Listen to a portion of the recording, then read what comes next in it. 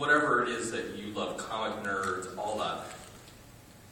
Geeks are also very interested in good food and good drinks. And there's no better way to experience all of the stuff you love than to be having a great experience on every single level. So when we met up with Tom, and Tom told us, you can't do this without us. And met with Laura and, just saw how impressive each of these amazing people are and how they could fit into what we were doing. We said, great, this is perfect. We're going to have food for food geeks, drinks for drink geeks, and we're going to brand it all in ways that are geeky and fun. And while we're going to be having some serious, cool food and beverage, we also want to be able to play with it too and make sure that you all have a chance to play with it. And so that's where we start off. That was the general philosophy from the start, and then these two geniuses have been taking it from there. Tom? Yeah, exactly. Speaking to the point of what Dave was saying, to go a little deeper about the sort of service style, we came up sort of with the idea of like one-handed food, because we see a lot of people in here, gaming, playing games, board games, card games, whatever. So we want to keep it really simple, as far as the ideology of what you're going to get. We call it kind of family style, which is like, for example, one whole part of our menu, which is companions. Thank you. Sometimes they just kind of float around. There's a whole, one side of our menu, and it's things like, mini corn dogs and sliders and things like that. It sounds very simple, but it's going to be done in a very awesome way. I think you're not be able to get anywhere in the city. But to speak on that, so like, if there's 6 people at a table, you can order 6 individual sliders. Everything's individually priced. You don't all have to have the same thing. We're not going to lock you into like, well, you have to buy this. It's 3 crab cakes, and now you have to buy 2 because there's 5 of them. We want people to really be able to customize what they want.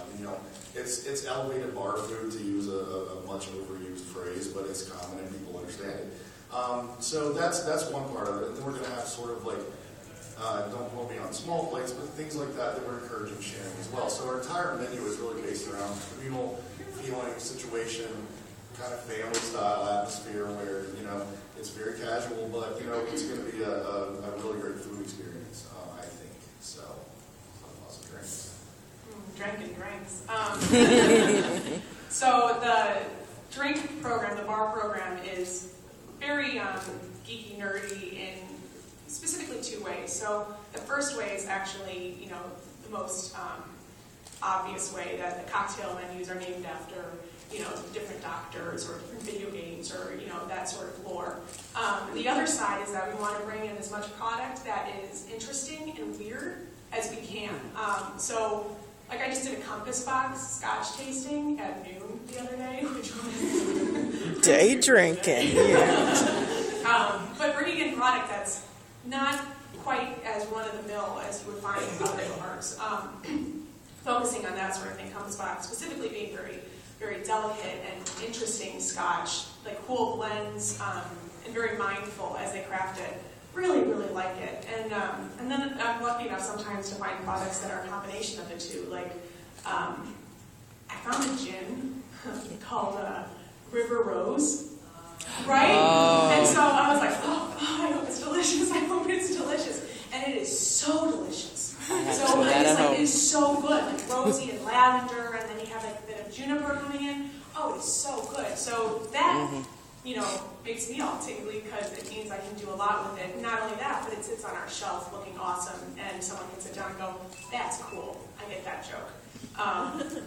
So it's, there's a lot of ways to incorporate, geek into beverage. Our bar menu is going to be as like, New Holland's Dragon Milk, like that'll be on tap because it's delicious and it's dragon's milk. But when I interviewed with these guys, the first thing I said was that ultimately everything has to be delicious. We can put, molecular blah blah into this and name it this and all that stuff, but none of that matters if it tastes like crap. So that is, fist pump, yeah. So you can expect that everything will be yummy, and then I'll find a way to get the nerd in there in a good way. And I think, Your nerd in.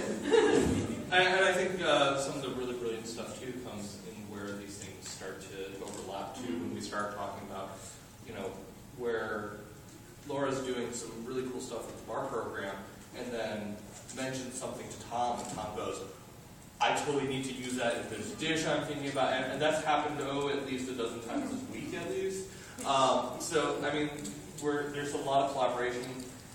Just a couple weeks ago, I sent off an email where I was like, we have to do a Winchester special. It's a burger and whiskey, and a salad and whiskey. And pie with whiskey. But that's the kind of cool stuff we can do, where we can collaborate and we can do some sort of like special tasting thing that you'll be able to go, cool. You're like, this is the special for the day, and I'm gonna order my Winchester special while watching Supernatural on the TV and having fun talking about all my favorite. There is that Leviathan IPA too that I have been eyeballing. So yeah, and as we go along, Tom, I know we've talked too about doing some special menus that change on even a daily basis based off of what the activities are at the bar. So like the Winchester special, you've talked about wanting to do some special stuff where it's Taco Food Night and you come up with some cool stuff. Do you want to talk a little bit more about that, and even how some of the other tastings are going to be going on in, say, like the private rooms? Right.